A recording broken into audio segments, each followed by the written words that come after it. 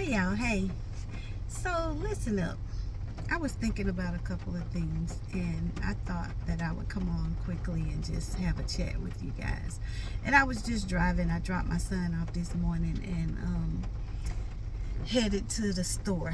And so I'm sitting here in this parking lot, but as I was driving to the store, I was thinking about whose fault is it that we had to go through the divorce. And I want to talk about two main components that typically go on in a relationship that leads to divorce. And typically we look at the other person and we say, well, he did me wrong, or she did me wrong, or most of the time it's not really men saying that she did me wrong, because it's very rare. I ain't gonna say rare. Women step out on the marriage when the marriage is really over. So I was listening to somebody and they were saying that their wife was really nice, later on.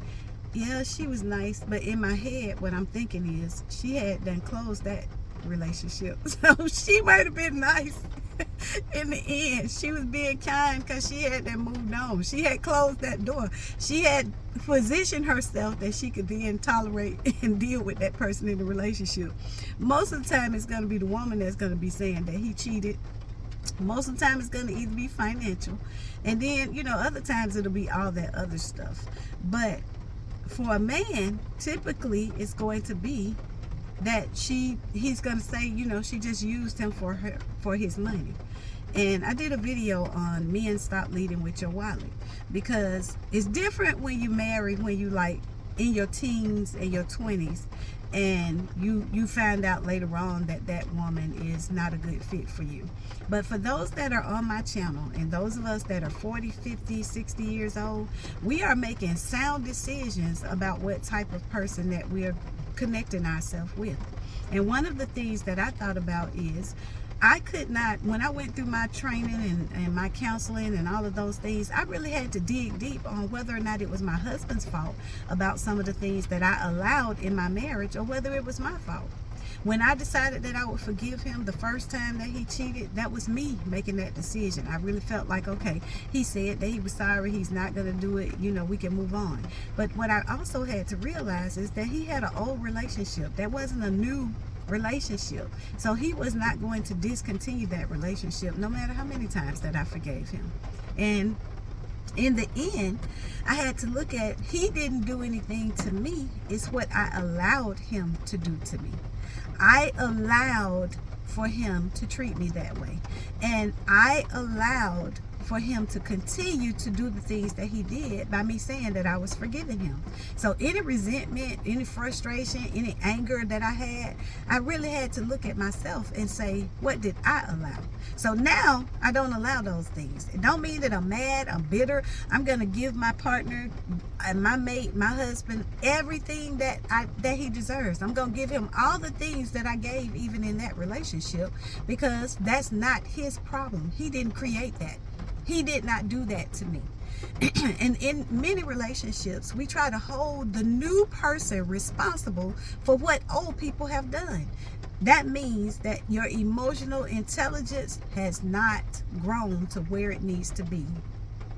If you are still in a position where you are angry about what somebody did to you in your past, that you cannot allow the new man or the new woman in your life to have space enough that they don't have to walk in the shadow of that, you are not ready for a relationship. The other thing is, for men, many men, oftentimes, based on what I've heard, based upon my conversations in the barbershop, and based upon me playing pool with men, many men will stay in marriages because they are concerned about giving up half of their money. Yes, in the divorce, oftentimes the man is the one who ends up losing. Percentages now are a little bit different because women make just as much money as he does. So it's not necessarily a position where he's been taking care of her and he has to give up so much. But in traditional situations where a man did take on a woman, he saw that long before they ever got together. You saw it when you saw her. You saw it when you saw the back. You saw it when you saw the shape. But it was the shape that kept you going for it. It was the shape that kept you coming back. It was the pretty face. It was the nice little, it was all of that. And so you knew it. Wait, I don't know if I'm fussing this morning. Like, I feel like we need to say that. And now you're in a situation and you say, oh, well, I don't want to give up part of my pension. I don't want to give up my Social Security. I work for this. If she been with you 20 years, she deserves something. She might not deserve all of that. But 20 years for anybody, even if that's what she stayed there for, that's what she came for. If that's what you knew that you were getting into, you knew that when you signed up for it. You didn't sign up for a partner, you signed up for a dependent. And you created an atmosphere that continued to perpetuate and ensure that you enabled her to be able to be in that position. And so now you've created a monster that you don't know what you're going to do with. At the end of the day, no, that's not her fault. Yes, she has contributed to it. Yes, she has been a beneficiary of something that probably she didn't even give to. But you cannot, if you did divorce, and if you decided to stay in it, that's on you. But at the end of the day, if you did decide to divorce, you can't hold the next woman, who is probably the best thing that could have ever happened to you. You can't hold her responsible for what somebody in your past did. You chose wrong. Instead, the woman that is for you, she might not have a big butt and a smile, like the song says. She might not have that. But she might have everything else that God has called for you to need in your life. And at the end of the day, if you decide that you don't want to make sure that you give to her the same thing that you gave to the other one, don't come now in this position and you only want to give just, I don't want anything else. I just only want to have just a girlfriend. Okay, well, fine, girlfriend material. My channel is for the women who are working on being wives, or women who already know that they're wives. They're walking out their divine destiny and they're just waiting on Boaz to show up. And so many people try to put us in a position to say, oh, because, you're older, there's not going to be. No. The word of God says life and death is in the power of my tongue. And so guess what? My husband, because I've done the work and because God has seen my faithfulness in everything that I've done over these past 5 years, and that I was doing even when I was in the marriage.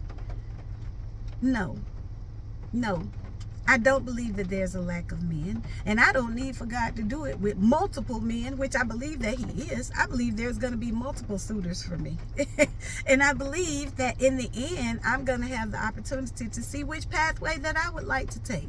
Not necessarily just the pathway that he chooses. So in the end, I believe that there is a multitude of men that will be there. And when I say a multitude, y'all, I'm talking relatively 5, And God is going to allow me to say, this would be a good pathway for me. This would be somebody that I can grow old with. This is somebody that I can take leadership from. Because that's another thing, ladies. As we look at things, I look at the fact that after a while, because my husband lied to me so much and because there were so many deceptions in my marriage, one, I deal with a person who is very truthful a whole lot better. So other people might find abrasive, and they might find that they like, man, you just say whatever come up, yes, they do oftentimes, but you could explain to them, hey, I need for you to say this to me like this. Like, you can say it, I don't care that you express it, but I need for you to express it like this, and I need for you to make sure that when it comes out, it don't come out like hurtful and mean and things of that sort. But I can deal with a person who is very honest a whole lot better than I can with somebody that is deceptive, period. Because then you give me the opportunity to make the choice of how I'm going to deal with that versus you making the choice for me. That was one of the things that I felt most deprived of in my marriage. I felt like many of the decisions that he made, the lies and the deception that I lived through, he did not give me the opportunity to choose whether or not I wanted to live that. He didn't let me make a choice. Let me choose. Because I probably would have said, hey, dude, you good? We're going out there and, being in the street or whatever. Let's just put a plan in place. Hey, over the next 3 years, let's do this, let's do that. And then by the time the 3 years is over, you can go out there and get with her. And she can have you right now.